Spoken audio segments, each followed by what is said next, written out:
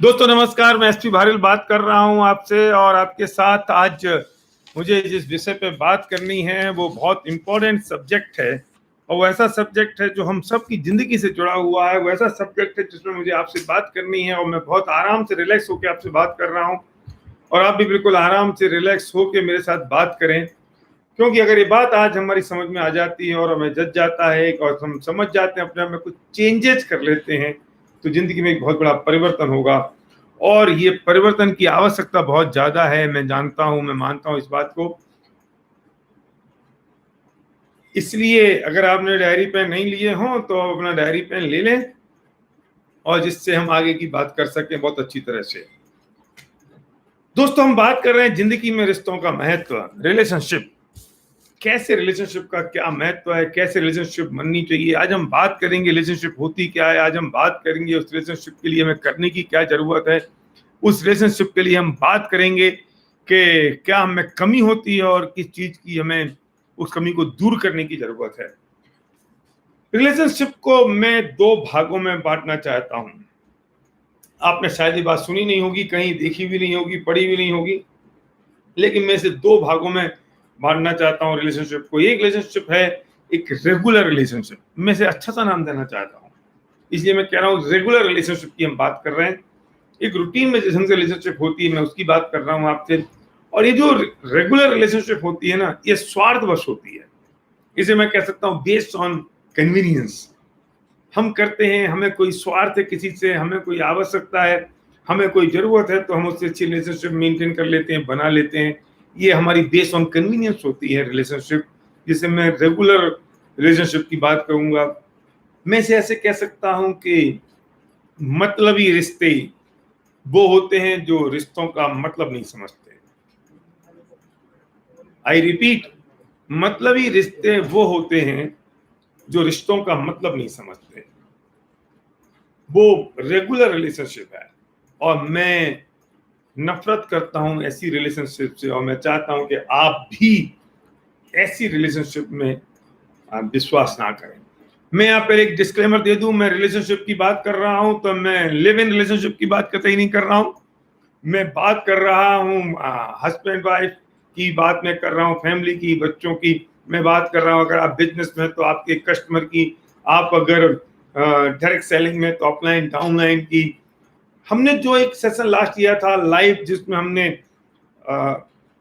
Family relation की बात की थी, वो एक अलग टॉपिक था। ये हम बात कर रहे हैं एक जनरल रिलेशनशिप की बात कर रहे हैं। दोनों में बहुत बड़ा फर्क है, दोनों एकदम बहुत डिफरेंट है। तो मैंने बात कही पहली कि हम एक रेगुलर रिलेशनशिप की हम बात करते हैं और रेगुलर रिलेशनशिप जो है वो स्वार्थवश होती है, जो बेस्ड ऑन कन्वीनियंस होती है। जिसे मैं कहता हूं कि मतलबी रिश्ते वो होते हैं जो रिश्तों का मतलब नहीं समझते। अगर आप रिश्तों का मतलब समझते हैं तो आपके रिश्ते मतलबी नहीं हो सकते, स्वार्थपूर्ण नहीं हो सकते।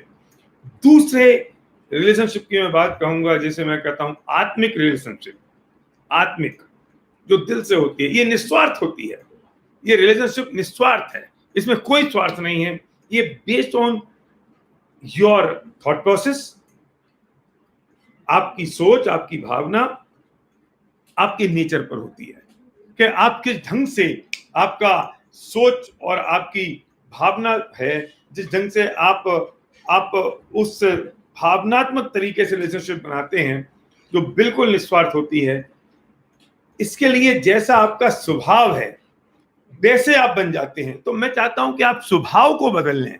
अगर आप स्वभाव को बदल लेंगे तो आपकी रिलेशनशिप में आपको कुछ करना नहीं पड़ेगा, आप वैसे हो जाएंगे।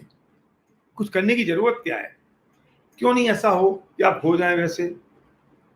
अगर मैं आत्मिक रिलेशनशिप की मैं बात कर रहा हूं तो मैं कहूंगा ये इसकी जो फाउंडेशन ऑफ रिलेशनशिप है आत्मिक रिलेशनशिप की, वो ट्रस्ट पर डिपेंड करती है, वो आपके करेक्टर पर डिपेंड करती है और आपके प्रिंसिपल पर, आपके सिद्धांतों पर। वो उसके फाउंडेशन है, ट्रस्ट, करेक्टर एंड प्रिंसिपल्स, सिद्धांत। ये बहुत इंपॉर्टेंट होते हैं। और रिलेशनशिप को अगर मैं एक लाइन में कहूं तो मैं कह सकता हूं रिलेशनशिप मीन्स सेक्रीफाइस, त्याग। कोई रिलेशनशिप होने दो, बाप बेटे की हो, वो रिलेशनशिप अपलाइन डाउनलाइन की हो, वो रिलेशनशिप दो पार्टनर्स की हो, दो पार्टनर की रिलेशनशिप हो, वो हस्बैंड वाइफ की हो, वो रिलेशनशिप माँ बेटे की हो, वो रिलेशनशिप दो दोस्तों की हो इवन, तो उसके लिए सेक्रीफाइस चाहिए, त्याग चाहिए। किसका? मैं अपनी बात कर रहा हूं, मेरा। मैं आपकी बात कर रहा हूं, आपका। जो व्यक्ति इस बात को सुन रहा है, मैं उससे बात कर रहा हूं। जब हम रिलेशनशिप की बात करते हैं तो सोचते हैं कि सामने वाला करे, वो शुरू करे। क्यों भाई, सामने वाला क्यों करे, मैं क्यों नहीं करूं? जो बात करनी है वो मुझसे शुरू होती है, मुझे करने की जरूरत है। इस रिलेशनशिप की जो मैं बात कर रहा हूं, मैं बात कर रहा हूं कि सैक्रिफाइस मुझे करना होगा। कोई भी संबंध, कोई भी रिश्ते, उसके लिए सैक्रिफाइस की जरूरत है, त्याग की जरूरत है। और अगर आपने सैक्रिफाइस करने का थॉट प्रोसेस अपने अंदर डाल दिया तो समझ लीजिए आपका काम तो हो गया। रिलेशनशिप की जब जरूरत पड़ती है तब वो बनाई नहीं जाती, लेकिन अगर आत्मिक रिलेशनशिप आपने बनाई तो जब जरूरत होगी तो वो रिश्ते आपके सामने घुटने टेक के खड़े होंगे। मैं रिपीट कर रहा हूं, रिलेशनशिप तब नहीं बनाई जाती है जब इनकी जरूरत होती है, लेकिन अगर आपने आत्मिक रिलेशनशिप बनाई है तो जब आपको जरूरत होगी तो ये रिश्ते, ये रिलेशनशिप घुटने टेक के आपके सामने खड़े होंगे। इसलिए रिलेशनशिप तब बनाई जाती है जब इसकी जरूरत नहीं होती, और जरूरत के हिसाब से बनाई हुई रिलेशनशिप रेगुलर रिलेशनशिप होती है, स्वार्थपूर्ण होती है। लोग, रिलेशनशिप का मतलब होता है कि लोग आपको पसंद करने लगे, लोग आपको चाहने लगे।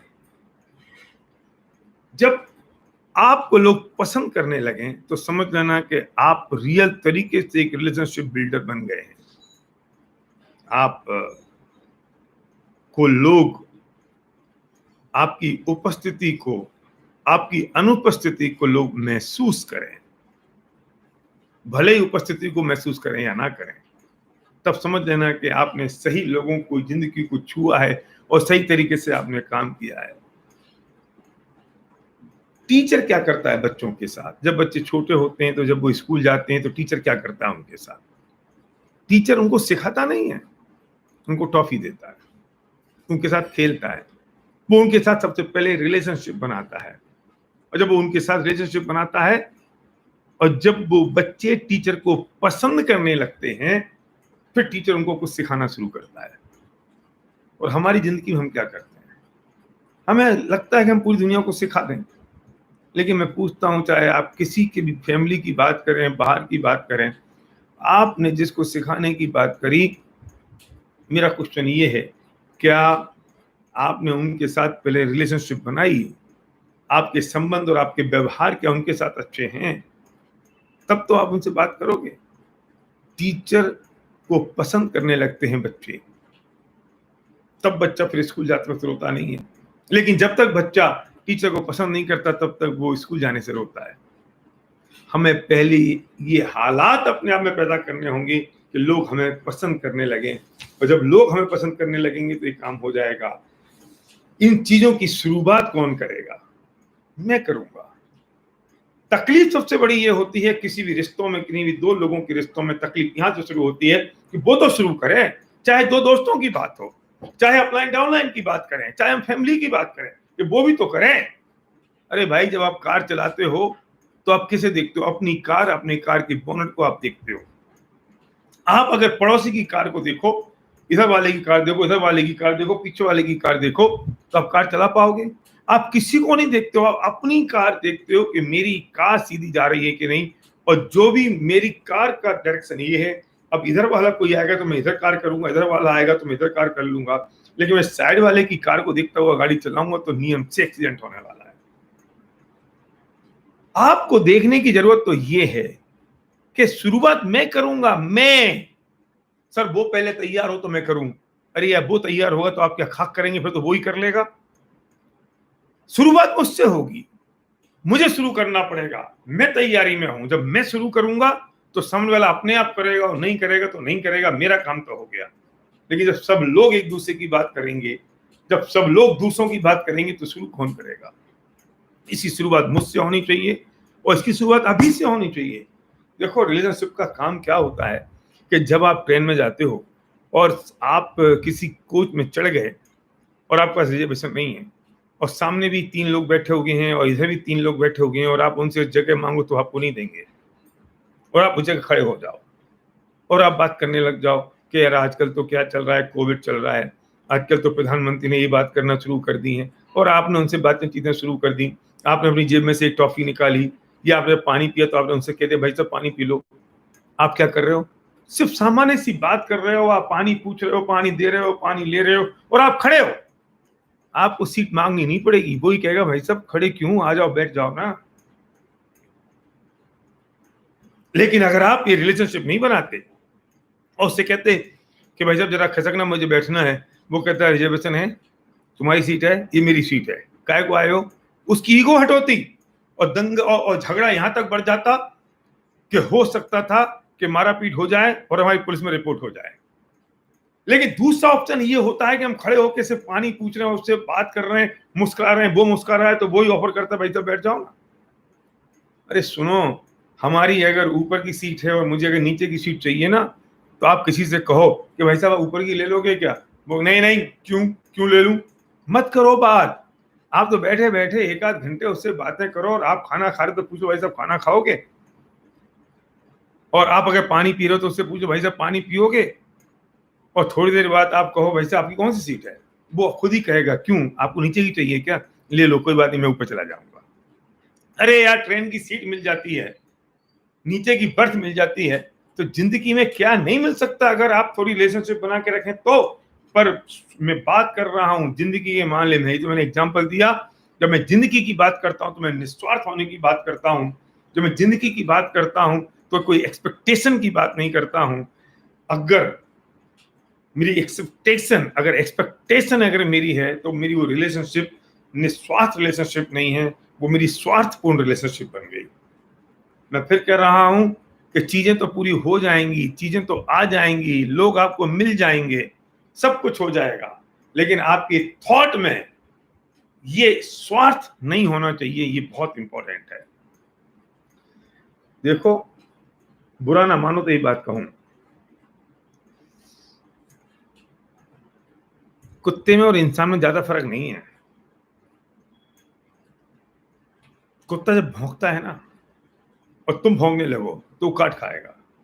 वो अगर भौंक रहा है और हमने अगर पत्थर फेंक दिया तो हमारे ऊपर चढ़ जाएगा, लेकिन वो भौंक रहा है और आप धीरे से उसके सिर पर थोड़ा सहला दो, भौंकना बंद हो जाएगा।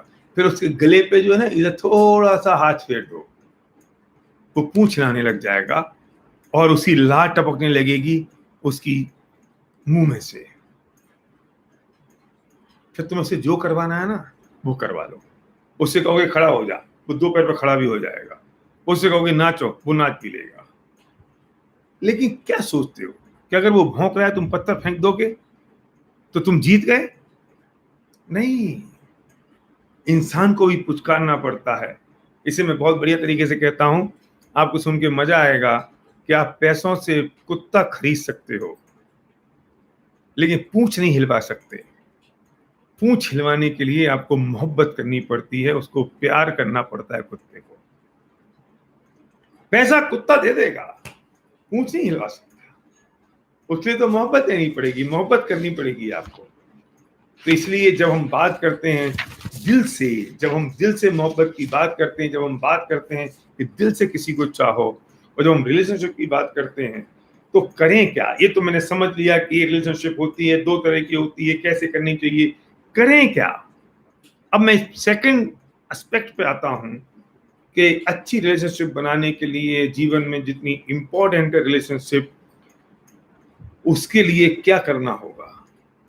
सबसे बड़ा सूत्र है और जो रिलेशनशिप का दुश्मन है,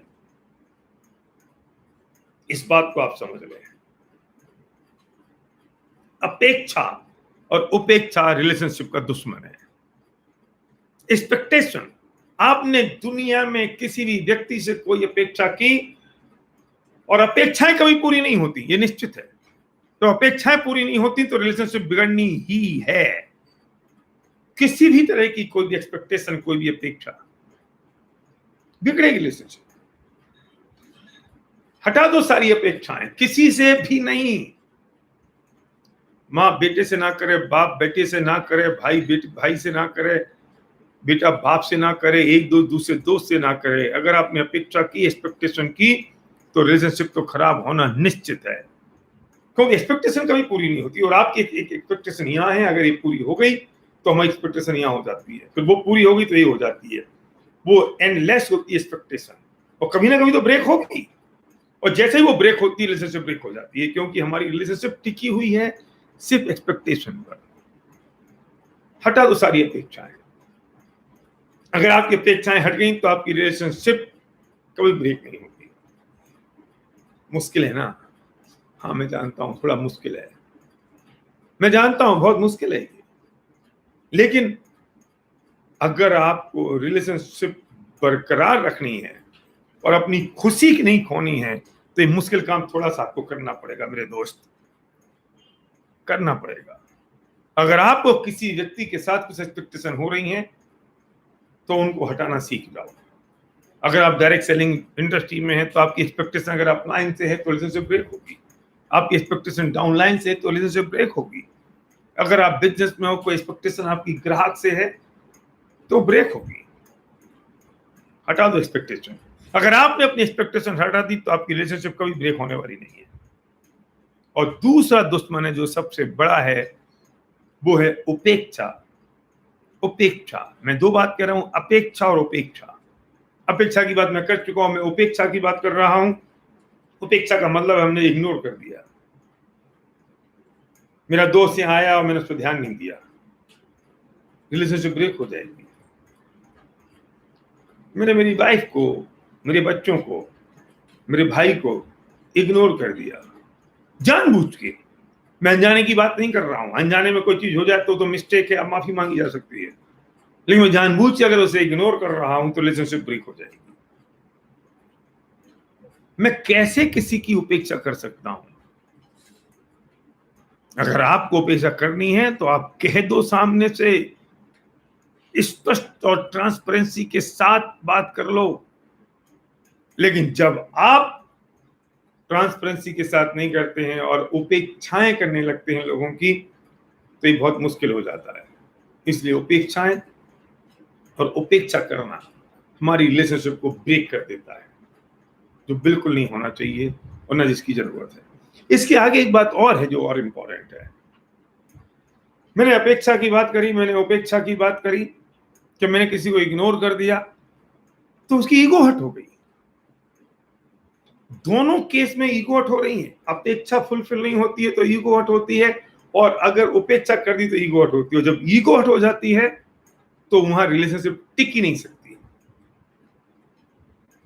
टिक ही नहीं सकती रिलेशनशिप अगर ईगो हर्ट हो जाती है तो इसलिए एक बात और याद रखना, हमें अपनी ईगो को जीरो डाउन करना है और सामने वाले की ईगो को अपलिफ्ट करना है। फिर देखिए आप मजा जिंदगी का, सिर्फ अगले रिलेशनशिप में ही नहीं, हर एरिया में, हर जगह, हर वक्त हम अपनी ईगो को जीरो डाउन करते हैं और सामने वाले की ईगो को हम अपलिफ्ट करते हैं। अभी होता तो उल्टा है, हम सामने वाले की ईगो को तो हट करते हैं और अपनी ईगो को बिल्कुल सांड जैसी बना के रखते हैं। हमारी ईगो को हम आसमान पे ले जाके रखते हैं, चलते वक्त हमारे पैरों में दूरियां बढ़ जाती हैं, हमारे पैर चौड़े हो जाते हैं। और जब ऐसा होता है तो हम दूसरे की ईगो तो हट करते हैं। एक बहुत डिफरेंट टॉपिक है, मैं इस टॉपिक पे आऊंगा, फिर कभी आपसे बात करूंगा। लेकिन इंपॉर्टेंट ये है, अगर मैं रिलेशनशिप के सराउंडिंग इस बात को देखूं तो मैं कह सकता हूं कि हमारी ईगो को जीरो डाउन करना होगा, दूसरे की ईगो को अपलिफ्ट करके रखना होगा। तो आप समझ लीजिए कि आपकी उपेक्षा और अपेक्षा वाला जो फॉर्मूला है, जो पॉइंट है, जो फंडामेंटल है, वो से आप मेंटेन कर पाएंगे। दूसरा पॉइंट, आकर्षित करना होगा, लोगों को प्रभावित नहीं करना होगा। वहां फर्क है आकर्षण में और प्रभावित करने में। लोगों को अट्रैक्ट करना होगा, इन्फ्लुएंस नहीं। जब आप अपने बारे में बात करते हैं तो लोगों को आप प्रभावित करते हैं, जब आप अपने ज्ञान बघाड़ते हैं तो आप लोगों को प्रभावित करते हैं। लेकिन जब आप लोगों से लोगों के बारे में बात करते हैं तो आप उनको आकर्षित करते हैं। जब आप लोगों में इंटरेस्ट लेते हैं तब उनको आकर्षित करते हैं। और जब आप लोगों में इंटरेस्ट लेते हैं और वो आपके ऊपर मधुमक्खी की तरह भिनभिनाने लगते हैं तो मुझे कहने की जरूरत नहीं है कि रिलेशनशिप ऑटोमेटिकली बहुत स्ट्रांग और पावरफुल हो जाती है। हम गलती करते हैं कि हम दूसरों से अपने बारे में बात करते हैं, हम अपने ज्ञान के बारे में बात करेंगे, अपनी अपनी अपनी मैं करते रहेंगे। अरे दूसरों से दूसरों के बारे में बात करो, सामने वाले के इंटरेस्ट की बात करो, सामने वाला की रुचि की बात करो, उसमें इंटरेस्ट लो, वो जो चाहता है उसमें इंटरेस्ट लो, उसके हितों की बात करो, तो आपकी रिलेशनशिप बहुत अच्छी होगी। आप चाहे सेल्स बिजनेस में हैं, आप चाहे डायरेक्ट सेलिंग में हैं, आप चाहे किसी फैमिली बिजनेस में हैं, तो भी आपको ग्राहक की बात करनी होगी, आपको प्रोस्पेक्ट की बात करनी होगी, आपको डाउनलाइन की बात करनी होगी, उनकी जिंदगी में इंटरेस्ट रखना होगा, उनके बारे में कुछ सोचना होगा, तो वो आपसे अट्रैक्ट हो जाएंगे। लेकिन जब मैं की बात करता हूं तो डेफिनेटली ईगो झलकती है। जब मैं की बात करता हूं तो हो सकता है वो समझ जाए कि आप बहुत ज्ञानवान हैं, तो आप हो सकता है वो आपसे प्रभावित हो जाए, लेकिन आपसे आकर्षित नहीं होगा, आपसे अट्रैक्ट नहीं होगा, इन्फ्लुएंस में आ सकता है। तो अच्छी रिलेशनशिप के लिए लोगों को इन्फ्लुएंस में लाना जरूरी नहीं है, उनको आकर्षित करना जरूरी है, उनको अट्रैक्ट करना बहुत जरूरी है। इस बात को ध्यान रखने की जरूरत है। तीसरा पॉइंट है कम्युनिकेशन। कम्युनिकेशन ज्यादा नहीं चाहिए, आपको उसमें ज्यादा समय खराब करने की जरूरत नहीं है, आपको चक फोन पे लगे रहने की जरूरत नहीं है, बैठ के गप्पे मारने की जरूरत नहीं है। लेकिन कम्युनिकेशन प्रॉपर का मतलब यह है कि आपकी वार्तालाप में इनोसेंसी होनी चाहिए, मायाचारी नहीं। आप जब बातचीत करें तो उसमें मायाचारी ना झलके, उसमें स्वार्थ ना झलके। ऐसा झलकेगा तब जब अंदर भरा होगा, लेकिन जब अंदर से हट जाएगा तो झलकेगा भी नहीं। आप भले ही साल में एक बार बात करो ना किसी से, कौन रोकता है, लेकिन उस कम्युनिकेशन में कम से कम स्नेह तो टपके, उस कम्युनिकेशन, उस वार्तालाप में जरा मोहब्बत और प्यार तो टपके। पर वो मायाचारी भरा नहीं होना चाहिए, वो चापलूसी वाला नहीं होना चाहिए। वो चापलूसी वाला तब हो सकता है जब उसके पीछे कोई स्वार्थ हो। और मैं पहले कह चुका हूं, हमने रिलेशनशिप को दो जगह डिवाइड किया है। जब वो आत्मिक रिलेशनशिप होगी तो स्वार्थ नहीं हो सकता, लेकिन आप खुल के बात करेंगे, खुल के हंसेंगे, भले ही साल में किसी से एक बार बात कर रहे हैं, और आप मायाचारी नहीं करेंगे, आप में छल कपट नहीं होगा, आप इनोसेंट होंगे और इनोसेंसी से बात करेंगे, तो आपकी रिलेशनशिप बहुत स्ट्रांग होगी। और कभी भी जब कम्युनिकेशन हो तो इस ढंग से ना आप बात करें और ना इस ढंग से किसी की बात सुने और समझें कि वो जो कह रहा है उस कहने के बीच में वो क्या कहना चाहता है। इसे हम कहते हैं मैसेज बिटवीन द लाइन।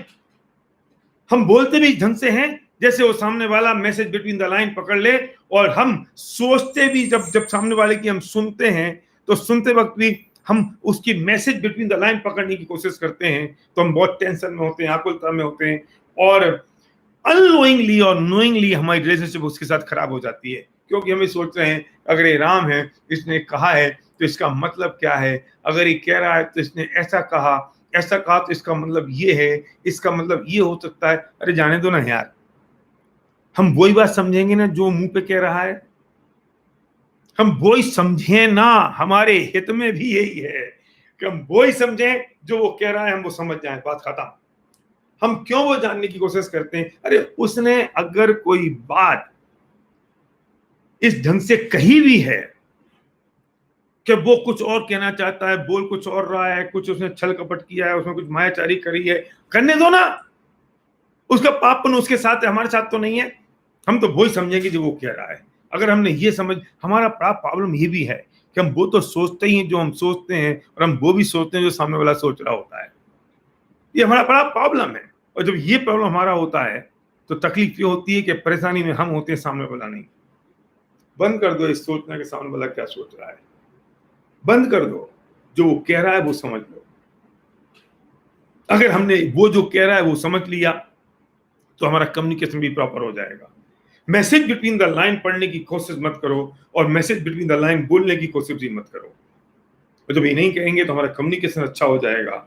जब कम्युनिकेशन अच्छा हो जाएगा तो हमारी जो रिलेशनशिप है वो ऑटोमेटिकली अच्छी हो जाएगी। नेक्स्ट पॉइंट ये है कि जब हम बात करते हैं तो जब हम रिलेशनशिप की बात करते हैं, जिंदगी की बात करते हैं, तो फॉरगिवनेस एंड फॉरगॉटनेस की बात करो। माफ करना सीख जाओ और भूलना सीख जाओ। हम चीजों को इकट्ठा करके रखें, कब खत्म होंगी चीजें? जब हम शमशान घाट पर जाएंगे और चिता पे पड़े होंगे तब सारी बातें हमारी खत्म होंगी। अरे पहले ही कर दो ना। हम 5 साल 10 साल 20 साल 50 साल पुरानी बातों को याद रख के ढो रहे हैं अपने सिर पे, क्यों? भूलना सीख जाओ। हम याद रखते, अच्छी मेमोरी का मतलब ये नहीं है कि पूरी जिंदगी की सारी बातों को जो आपको इरिटेट करती है और नेगेटिव है उन बातों को याद रखना। अच्छी मेमोरी का मतलब ये है कि उन अच्छी बातों को याद रखना जो आपकी जिंदगी में कुछ फर्क डालती हैं, कुछ जिंदगी के उन सिद्धांतों को याद रखना। भूलना सीख जाओ और लोगों को माफ करना सीख जाओ। और माफ करने के लिए दिल से माफ करने की जरूरत है। उसके लिए जबान से बोलना हो तो बोलो, नहीं बोलना हो तो मत बोलो। हमने किसी को माफ कर दिया ना तो समझ लेना कि हमने उसे अपने दिमाग और दिल से हटा दिया। लेकिन जब तक हम उसे माफ नहीं करते हैं तब तक वो हमारे दिल और दिमाग पे छाया रहता है और भारी बना रहता है। आप रिलैक्स हो गए, इस बात की चिंता मत करो कि सामने वाले ने माफ किया या नहीं किया, वो करेगा कि नहीं करेगा, भूल जाओ इस बात को। चिंता इस बात की करने की जरूरत है कि मैंने माफ किया या नहीं। अगर हमने माफ कर दिया तो हम रिलैक्स हो गए। तो फॉरगॉटनेस और फॉरगिवनेस अगर हमने सीख ली, समझ ली, तो हमारा काम तो हो गया। दूसरा, अच्छी रिलेशनशिप बनाने के लिए केयरिंग एटीट्यूड की जरूरत है। केयर करो लोगों का को संभालना। केयर करना मतलब केयर करना यार, उसे मैं और कैसे कह सकता हूं अच्छी तरह से। केयरिंग एटीट्यूड में होना चाहिए, ऊपर से नहीं उड़ना है। ये बात मैं पहले रूल आउट कर चुका हूं कि ऊपर से मत करना है। आपकी हैबिट में, आपकी एटीट्यूड में केयरिंग हो जाए। आप लोगों का ध्यान रखें। आप कोई भी हो, जाना हो अनजाना हो, पहचान का हो नहीं पहचान का हो, लेकिन आपका अगर एटीट्यूड केयरिंग है तो आपकी रिलेशनशिप तो डेफिनेटली अच्छी होगी, क्योंकि लोग आपसे आकर्षित होंगे, लोग आपसे पूछेंगे। अगर उन्हें तकलीफ है, इतना तो आप पूछ सकते हो ना, उनको दुख दर्द में सहारा तो बन सकते हो, ध्यान तो दे सकते हो। आपका केयर करने का एटीट्यूड होना चाहिए। इतना भी तो केयर करने का एटीट्यूड हो सकता है कि आप बैठे कुर्सी पर, कोई हो रहा है तो आपने भी कुर्सी खाली कर दी। ये भी तो एक केयरिंग एटीट्यूड है। आप पानी पी रहे हो, आपने दूसरे को पानी के लिए पहले पूछ लिया, वो भी तो एक केयरिंग एटीट्यूड है। आपके जो अपने हैं उनकी तो केयर कर सकते हैं ना, हम इग्नोर करते हैं। दुर्भाग्य ये है रिश्तों में और रिलेशनशिप में कि जो हमारे जितने नजदीक होता है ना, हमारी रिलेशनशिप उससे उतनी ज्यादा खराब होती है। ये बहुत बड़ा प्रॉब्लम है, ये बहुत बड़ा प्रॉब्लम है हमारे साथ। हमारे जो जितना नजदीक होता है, हमारी रिलेशनशिप उसके साथ ज्यादा खराब हो जाती है। होना ये चाहिए। देखो, आपकी ना जो आपका पड़ोसी है ना, उससे रिलेशनशिप ज्यादा खराब होगी, वरना आपसे 5 किलोमीटर दूर जो आदमी रह रहा होगा उससे नहीं होगी आपकी रिलेशनशिप खराब। क्यों? घर में 2 भाई रह रहे होंगे, उनकी रिलेशनशिप ज्यादा खराब होगी, और आपका दोस्त जो 10 किलोमीटर दूर या दूसरे शहर में रह रहा है उससे आपकी रिलेशनशिप खराब नहीं होगी। तकलीफ ये है कि हम जो जितना ज्यादा नजदीक होता है, हमारी रिलेशनशिप उसके साथ ज्यादा खराब होती है। होना उल्टा चाहिए। और उल्टा भी क्यों होना चाहिए? हम कहते हैं नजदीक वाले के साथ भी रिलेशनशिप अच्छी हो और दूर वाले के साथ भी रिलेशनशिप अच्छी हो, ऐसा क्यों नहीं हो सकता? हमें तो वो माहौल चाहिए, वो एटमॉस्फेयर चाहिए, वो एटीट्यूड चाहिए। तो जब आपका केयरिंग एटीट्यूड होगा तो काम हो जाएगा। दुर्भाग्य यही है कि हम भौतिक चीजों से बहुत प्यार करते हैं और इंसानों को इस्तेमाल करते हैं। होना ही चाहिए कि हम इंसानों से प्यार करें और भौतिक चीजों को इस्तेमाल करें। अगर एक कांच का गिलास मेरे बेटे ने अगर गिरा दिया तो मैं थप्पड़ खींच के मारता हूं। क्यों भैया? हम इंसान को यूज कर रहे हैं और भौतिक चीजों से प्यार कर रहे हैं। छोड़ दो, बेटे को मोबाइल दिया, उसने मोबाइल अगर गलती से गिरा दिया और खो गया तो हम कितनी खरी खोटी सुनाते हैं।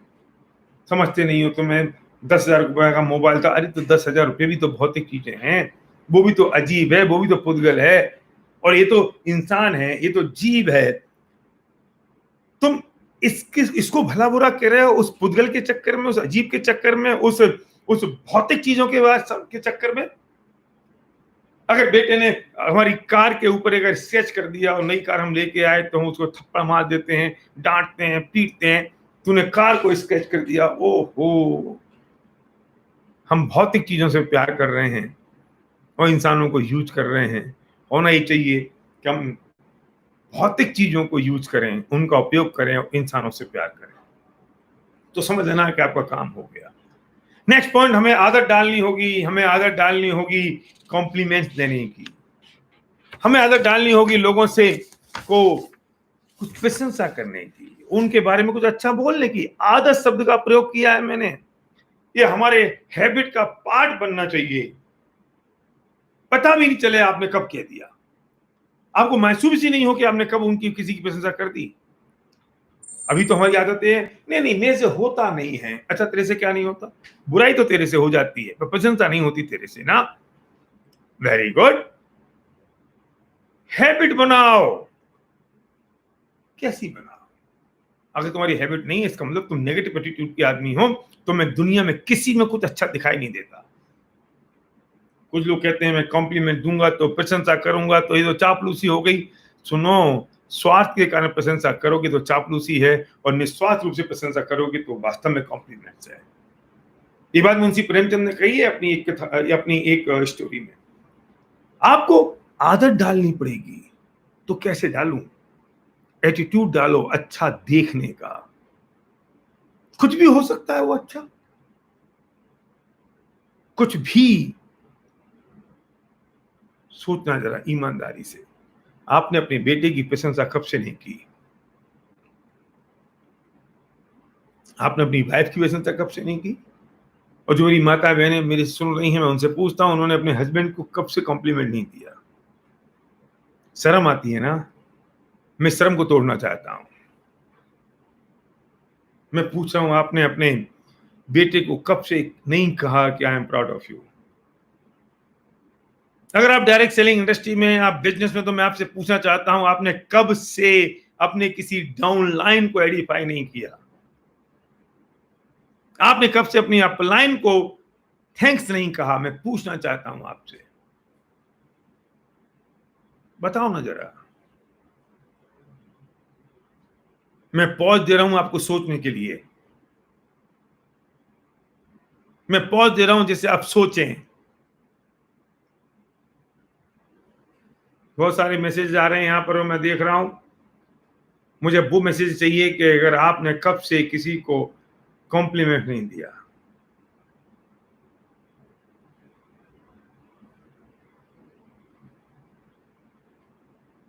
शर्म आती है ना? तोड़ो इस शर्म को, अभी तोड़ना पड़ेगा। ये लाइव हो रहा है और मैंने लाइव इसलिए ये किया है जिससे मैं आपके साथ कुछ डेमोन्स्ट्रेशन कर सकूं। आप जो लोग अपने घर में बैठे हैं, अपने परिवार में बैठे हैं, आपकी माँ बैठी होगी, आपके पिताजी बैठे होंगे, भाई, पत्नी, बच्चे जो भी बैठे हैं ना, उनको देख के, उनकी कोई एक अच्छी चीज देख के अभी इसी वक्त उन्हें एडिफाई करो, उनकी प्रशंसा करो, सब आपस में एक दूसरे की। कुछ नहीं तो शर्ट की कर दो, कुछ नहीं है तो उनके बालों की कर दो, कुछ नहीं है तो वो स्मार्ट दिखाई दे रहे हैं उसकी कर दो। करो ना जरा, अभी करो, मैं आपको समय दे रहा हूं अभी। यस, अभी करना है आपको। और अगर आप कहेंगे मैं घर में नहीं हूं, मैं घर के बाहर हूं, तो कोई बात नहीं, आप फोन करके करें अपने परिवार वाले लोगों को, फैमिली वाले लोगों को, अभी करिए। अगर आपका बेटा है तो बोलिए ना, बेटा आई लव यू, बोलो ना। और बेटा है तो वो अपने पिता को बोले, अपनी माँ को बोले। हस्बैंड वाइफ तो बोल ही सकते हैं ना, बोलें आप। माँ है, पिता है, फैमिली के मेंबर्स हैं, भाई है, करें, कुछ एडिफाई करें, कुछ अच्छे शब्द उनके लिए कहें। और आपका समय शुरू होता है अब।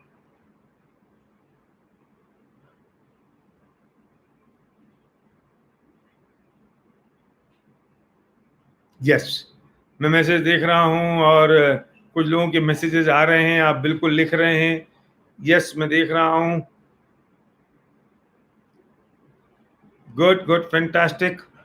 और अगर अब आपने पास में नहीं है तो आपने फोन कर दिया होगा उन लोगों को, लेकिन अगर आप इस डायरेक्ट सेलिंग इंडस्ट्री में हैं तो मैं आपको फिर एक मौका दे रहा हूं, इसी वक्त फोन उठाइए, उठाइए अपने अपलाइन को, किसी एक अपलाइन को, बाकी को इस सेशन के बाद फोन डायल कीजिए और उनको थैंक्स गिविंग करिए। बोलिए आपकी वजह से मैं इस इंडस्ट्री में आया और आपका बहुत बहुत धन्यवाद, अब मेरी जिंदगी में जो चेंजेस आए वो आपके कारण आए। बोलो, थोड़ा कॉम्प्लीमेंट दो।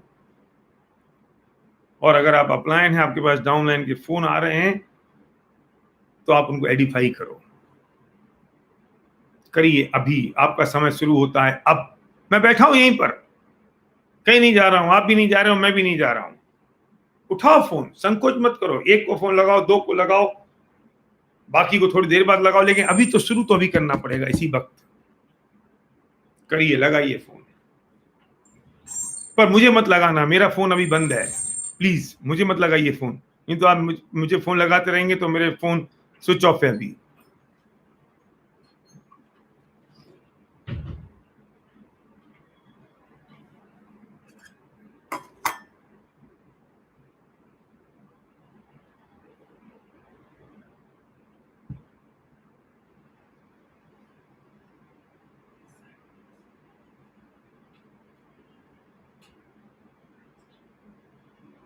भाई बहुत अच्छा महसूस हुआ। Yes yes, I love my son, good, proud of you. I love my upline and thanks to my upline, good good, very nice. लिख रहे हैं I love my family, oh my God, I love you माँ, very nice, good, proud of you guys, very nice, thank you Vestige, thank you, thanks for भैया, yes, I love you. बहुत speed के साथ आ रहे हैं आपके message, में सब नहीं पढ़ पा रहा हूँ।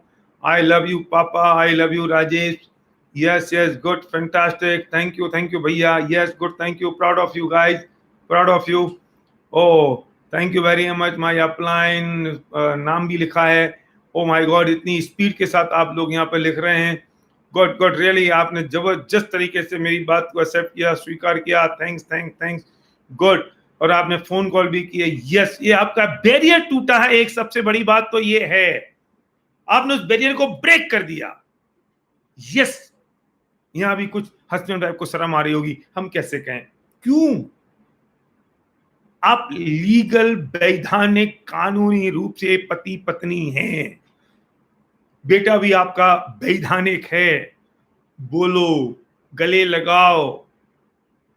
ये रिलेशनशिप, अच्छी रिलेशनशिप, जिसे मैं कहूंगा आत्मिक रिलेशनशिप की शुरुआत होती है अच्छे कॉम्प्लीमेंट देने से। मैं भी, मेरी जो यहाँ टीम बैठी हुई है, ओके, तुम बहुत सुंदर लग रहे हो Akash, Rajendra, good good, really proud of you, तुम बहुत मेहनत कर रहे हो, गुड, थैंक यू सर्वा की, आई लव यू, मम्मी प्रणाम। मैं भी कर रहा हूं, आपको भी करना है, यस। और ये सब काम हमें आदत डालनी पड़ेगी, हमने शुरुआत की है, उसकी हैबिट डालनी पड़ेगी।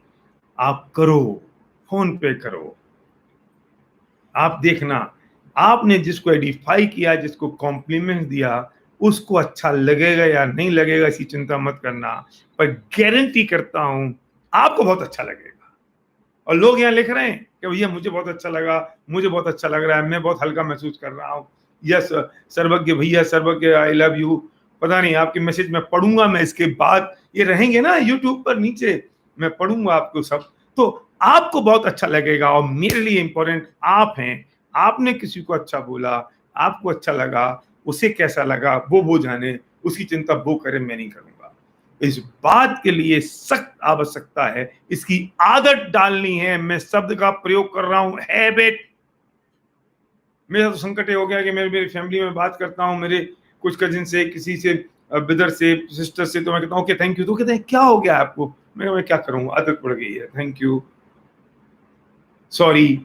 ये शब्द मैजिकल शब्द हैं, इनका प्रयोग करो, आपको बहुत अच्छा लगेगा, बहुत पसंद आप करेंगे। यस, लोग लिख रहे हैं I love my upline, yes yes yes. और ये बात आप कम्युनिकेट भी करें अपलाइन को, उनको बोलें भी, उनको थैंक्स गिविंग भी करें, उन्हें महसूस होना चाहिए कि ये बात मुझ तक पहुंची है, और ये आदत बना लें अपनी।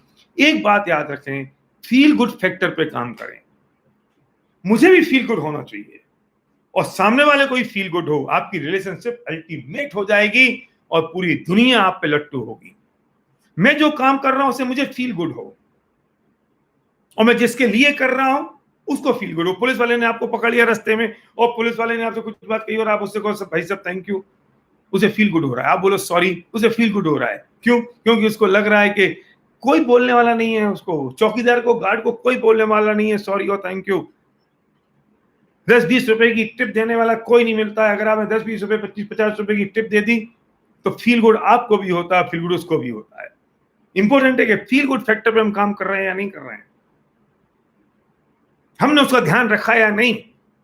और फील गुड फैक्टर पे अगर आप काम करोगे तो देखना है पूरी दुनिया कितनी सुंदर हो जाएगी। अरे चूल्हे में गई दुनिया, आपको अच्छा लगेगा, मुझे खुशी होगी। मैंने फील गुड फैक्टर पे काम किया, मैं ये नहीं देखूंगा कि सामने वाले का क्या हुआ। अगर मैंने देखा सामने वाले ने रिस्पॉन्स दिया तो मैं स्वार्थी हो गया, मैं उसका रिस्पॉन्स देखने की कोशिश नहीं करूंगा। मैंने कर दिया, मेरा काम खत्म हो गया, मैं बिल्कुल फील गुड हो गया, मैं फ्री हो गया। उसने एक्सेप्ट किया नहीं किया, उसने रिसीव किया नहीं किया, ये वो जाने, वो निपटे, वो सलटे, मेरा काम तो पूरा हो गया, मैंने फील गुड कर लिया। ये चीज जो फील गुड फैक्टर है, इस चीज को करना होगा, समझना होगा और फील गुड फैक्टर पे काम करना पड़ेगा आपको। मैंने आपसे बहुत सारी बातें की, ये सब बातें मैं आपसे कर सकता हूं, लेकिन मैं सब पूरी दुनिया तक नहीं पहुंच सकता। पूरी दुनिया को अगर बहुत खूबसूरत बनाना है और सबके रिश्ते बहुत अच्छे बनाने हैं तो इसलिए मैंने YouTube पे लाइव किया है कि अपने लोगों को शेयर कर दो, अपने लोगों को भेज दो ये, और वे भी देखें तो हो सकता है उनकी जिंदगी में कुछ परिवर्तन आ जाए, उनकी जिंदगी में अच्छा लगने लग जाए। हम जिस बिजनेस में हैं, ये बिजनेस सिर्फ रिश्तों का बिजनेस है, ये मोहब्बत का बिजनेस है, ये प्यार का बिजनेस है, इंसानों का बिजनेस है। हमारे बिजनेस में तो रॉ मटेरियल लोग होते हैं, हमारे बिजनेस में रॉ मटेरियल में कोई प्रोडक्ट नहीं होते। इसलिए अगर आपकी रिलेशनशिप बहुत स्ट्रांग है, आपने अगर रिलेशनशिप पे परफेक्ट तरीके से काम किया, वो आपके सबकॉन्शियस माइंड में बिल्टअप हो गई ये सब चीजें, और आपकी जिंदगी बिल्कुल वैसी हो गई जो बिल्कुल ऑटोमेटिक कार की तरह चल रही है। आपको ओढ़ना नहीं पड़ेगा कि अब मुझे रिलेशनशिप बनानी है तो मैं क्या काम करूं। रिलेशनशिप बनाई नहीं जाती, जो पॉइंट्स मैंने बताए हैं उन पॉइंट्स पे काम करना होता है अपने ऊपर, उन चीजों को अपने अंदर ढाल लेना पड़ता है, उन पर श्रद्धा करनी होती है, फेथ करना होता है, बिलीव करना होता है, उनका अभ्यास करना होता है। तो आपकी रिलेशनशिप बाय डिफॉल्ट ऐसी हो जाएगी कि जहां आप चलेंगे लोग आपको फॉलो करेंगे। आप जहां खड़े होंगे मधुमक्खियां जैसे शहद पे जाती हैं, से आपके ऊपर टपकना शुरू होंगी, लोग आपके ऊपर आना शुरू हो जाएंगे। आपकी पर्सनैलिटी अट्रैक्टिव हो जानी चाहिए, लोगों को ये लगना चाहिए कि आप अपने स्वार्थ के लिए काम नहीं करते हैं, आप लोगों के लिए काम करते हैं, लोगों के बारे में सोचते हैं। आप अपने बारे में काम करेंगे, अपने बारे में सोचेंगे तो बहुत लिमिटेशंस होंगी, लेकिन जब आप दुनिया के बारे में सोचेंगे, दुनिया के बारे में बात करेंगे तो आप अनलिमिटेड हो जाएंगे, आप लिमिटलेस हो जाएंगे। आप, मैं चाहता हूं कि आप ऐसे हो जाएं। इसलिए हमारा बिजनेस हो, हमारा सोसाइटी, फैमिली, कुछ भी हो, हमारी रिश्ते आत्मिक रिश्ते होने चाहिए। वो स्वार्थपूर्ण नहीं होने चाहिए, वो मेलाफाइड इंटेंशन के साथ नहीं होने चाहिए, वो स्वार्थी नहीं होने चाहिए। तब ये काम, और अगर कोई स्वार्थी हो जाए तो फिर हमें वो सब छोड़ देना चाहिए। मैं चाहता हूं, मुझे उम्मीद है कि आपने सब कुछ किया है और आप सब ये कर रहे हैं बहुत अच्छी तरह से, लेकिन आप चाहते हैं कि आपके आसपास के लोगों को भी फर्क आए, क्योंकि अकेला मैं सब कुछ नहीं कर सकता हूं। आपके बिना आपको मेरा साथ देना होगा। हर व्यक्ति के थॉट में परिवर्तन लाने के लिए, हर व्यक्ति की जिंदगी में चेंज लाने के लिए हमारा मिशन है टू चेंज पीपल्स लाइफ। लोगों की जिंदगी में कुछ चेंज आना चाहिए, आध्यात्मिक दृष्टि से परिवर्तन आना चाहिए, व्यवहारिक दृष्टि से परिवर्तन आना चाहिए, उनकी उनकी उनकी फाइनेंशियल स्थिति में परिवर्तन आना चाहिए, उनके थॉट प्रोसेस में परिवर्तन आए, उनकी हेल्थ में परिवर्तन आए, कुछ चेंजेस उनकी जिंदगी में आए। तो आपके साथ की और आपके हेल्प की जरूरत है। जब आप लोगों तक ये बात पहुंचाएंगे तो हम सब दोनों मिलकर एक नया रेवोल्यूशन खड़ा करेंगे। So thank you guys, thank you very much. मिलते हैं बहुत जल्दी फिर।